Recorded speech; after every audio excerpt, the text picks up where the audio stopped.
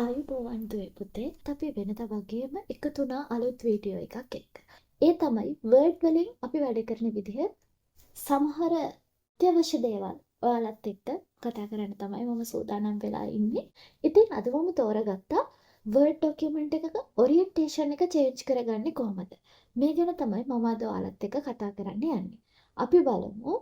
මුලින්ම word document එකක් open කරගමු. මම හිතනවා මේ වර්ඩ් ડોකියුමන්ට් එකක ඔරියන්ටේෂන් එක කියන්නේ මොකක්ද කියන එක ඔයාලා අහලා ඇති කියලා. මොකක්ද මේ ඔරියන්ටේෂන් එක කියලා කියන්නේ?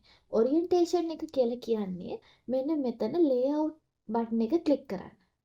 ලේඅවුට් වලට ගියාට පස්සේ මෙතන ඔයාලට දකින්න පුළුවන් ඔරියන්ටේෂන් කියලා. ඒකේ පහළ තියෙන ඇරෝ එක ඊතලයේ ක්ලික් කරාම දෙකක් තියෙනවා අවස්ථා පෝර්ට්‍රේට් ඇන්ඩ් ලෑන්ඩ්ස්කේප් කියලා. මෙන්න මේ දෙකෙන් ඕනම විදියකට අපිට ඩොකියුමන්ට් එකක් හදන්න ඕනේ. හැබැයි මේක හරිම ලේසි. දැන් මේක පෝර්ට්‍රේට් නෙමෙයි තියෙන්නේ. ඒ කියන්නේ හරස් පහලට තමයි තියෙන්නේ. හරස් අතර නෙමෙයි පහලට. පහලට තියෙන එකක් තමයි පෝර්ට්‍රේට් කියලා කියන්නේ. මේක ලෑන්ඩ්ස්කේප් දාපු ගමන් ඔන්න ඔරියන්ටේෂන් එක මාරු වුණා. මේක මොකද උනේ? හරස් අතට චේන්ජ් වුණා. ඔයාලට මේක මීට වඩා ලේසියට පෙයි මේ බලන්න.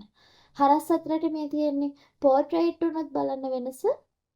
පෝර්ට්‍රේට් උනහම මෙහෙම පහළ අතට තියෙන්නේ. හැබැයි ලෑන්ඩ්ස්කේප් දැම්මහම තියෙන්නේ හරස් අතට. මෙන්න මේ විදිහටනේ ඩොකියුමන්ට් එක චේන්ජ් වෙන්නේ. ඉතින් අපිට එතනින් හදන්න පුළුවන් සම්පූර්ණ ඩොකියුමන්ට් එක වෙනස් වෙනවා. හැබැයි දැන් හිතන්න දැන් මේක පෝර්ට්‍රේට් තියෙන්නේ.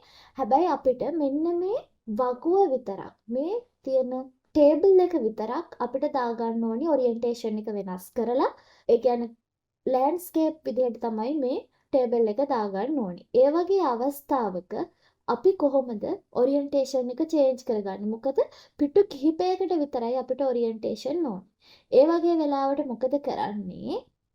දැන් අපි ක්ලික් කරනවා මේ ටේබල් එක තියෙන තැනට උඩ පේජ් එක. ඒ කියන්නේ මෙන්න මේ පේජ් එකෙන් පස්සේ තමයි අපිට දාගන්න ඕනි ලෑන්ඩ්ස්කේප්. ඊට පස්සේ මේ පේජ් එක ක්ලික් කරලා මෙතන ඔයාලට පේනවා බ්‍රේක්ස් කියලා එකක් තියෙනවා. අන්න ඒ බ්‍රේක්ස් වල next page කියන එක දෙන්න. හරි next page දුන්නා. ඊට පස්සේ දැන් අපිට මේ ටේබල් එකේ මේ ලෑන්ඩ්ස්කේප් කියන ඔරියන්ටේෂන් එක ටේබල් එක ඉවර වෙනකොට ඉවර වෙන්නත් ඕනිනේ ලෑන්ඩ්ස්කේප් එක. එහෙනම් මොකද කරන්නේ? මෙතන ටේබල් එක ඉවර වෙන තැනට ගිහිල්ලා මෙතන බ්‍රේක්ස් කියන තැනට ගිහින් next page කියලා දෙනවා. ඔන්න දැන් තේරෙනවා ඔයාලට මෙතන ඉඳන් තියෙන්නේ වෙනම pages ටිකක් උඩ තියෙන තව pages ටිකක් section එකක් හදාගත්තා. ඔන්න දැන් අපි බලමු මේ ටේබල් එක දාගන්න පුළුවන්ද ලෑන්ඩ්ස්කේප් විදියට කියලා. දැන් අපි ටේබල් එක විතරක් එක section එකක් විදියට හදාගත්තා. මෙතනනේ දැන් අපිට මෙන්න මේක තමයි අපිට ඔරියන්ටේෂන් එක චේන්ජ් කරගන්න ඕනි තැන කරලා ඒ පේජ් එක කරලා මෙතන ඔරියන්ටේෂන් ගිහිල්ලා ලෑන්ඩ්ස්කේප් දෙනවා. බලන්න උඩ පේජ් එක වෙනස් වෙලා නැහැ. ඒක පෝර්ට්‍රේට් විදිහටම තියෙනවා. බලමු යට තියෙන පේජ් එක වෙනස් වෙලාද කියලා.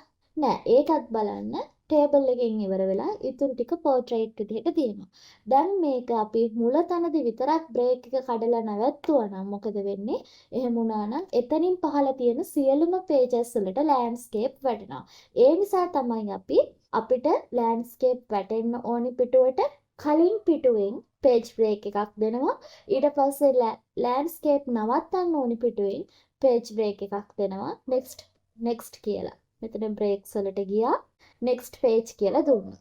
ඊට පස්සේ අපිට අදාළ කොටස තියෙනනේ ලෑන්ඩ්ස්කේප් විදිහට හදාගන්නේ. ඒ කොටස ක්ලික් කරලා මෙතන ඔරියන්ටේෂන් ගිහිල්ලා ලෑන්ඩ්ස්කේප් දෙනවා. එතකොට ඔයාලට පිටු 2යිද පිටු 3යිද එක පිටුවයිද සමහර වෙලාවට එක පිටුවයි වෙන්න පුළුවන්. ඔයාලට ඔරියන්ටේෂන් එක චේන්ජ් කරගන්න ඕනේ. මෙන්න මේ විදිහට චේන්ජ් කරගන්න පුළුවන්. බ්‍රේක්ස් වලට ගිහිල්ලා ඔයාලට අදාළ පිටු ටික විතරක් අදාළ තැනින් next page දීලා break page එක කඩලා ඊට පස්සේ ඔයාලට පුළුවන් ඔරියන්ටේෂන් එක අදාළ පිටු ටිකට විතරක් චේන්ජ් කරගන්න. මේක ඔයාලට ඔෆිස් එකේ රිපෝට්ස් හදනකොට නැත්නම් අසයින්මන්ට්ස් හදනකොට යුනිවර්සිටි එකේ රිසර්ච් ස්ටඩීස් කරනකොට ආටිකල් ලියනකොට ඔයාලට මේක ගොඩක් වැදගත් වෙයි. ඉතින් මෙන්න මේ විදිහට තමයි පිටු කිහිපයකට විතරක් ඔරියන්ටේෂන් එක චේන්ජ් කරගන්නේ. එහෙනම් අපි ආයෙත් අලුත් වීඩියෝ එකකින් ළඟදීම හමු වෙමු.